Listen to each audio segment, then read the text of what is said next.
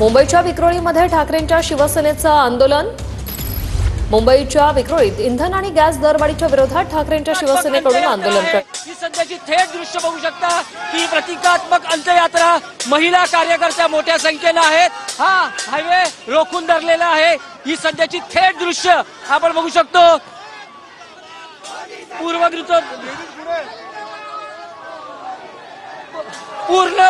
द्रुतगती मार्ग हा अडवून धरलेला आहे शिवसेना युपीटीच्या कार्यकर्त्यांनी।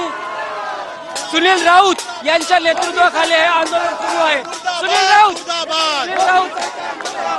भाऊ काय सांगा, हे सगळं तुम्ही अडवून धरलेलं आहे आणि निषेध करता आहात। संपूर्ण महाराष्ट्रातील जनता त्रासलेली आहे। गॅसचे दर वाढलेले आहेत।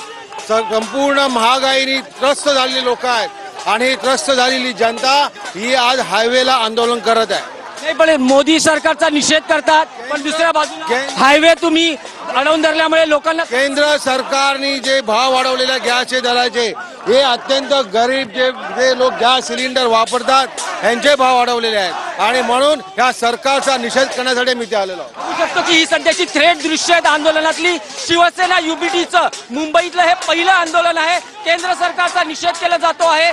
घरगुती स्वयंपाक गॅसचे दर वाढवल्यानं महिलाही आक्रमक आहेत, शिवसेनेच्या कार्यकर्त्या आहेत। हा हायवे पूर्ण रोखून धरलेला आहे। आपण बघू शकतो की गाड्या या इथे थांबलेल्या आहेत।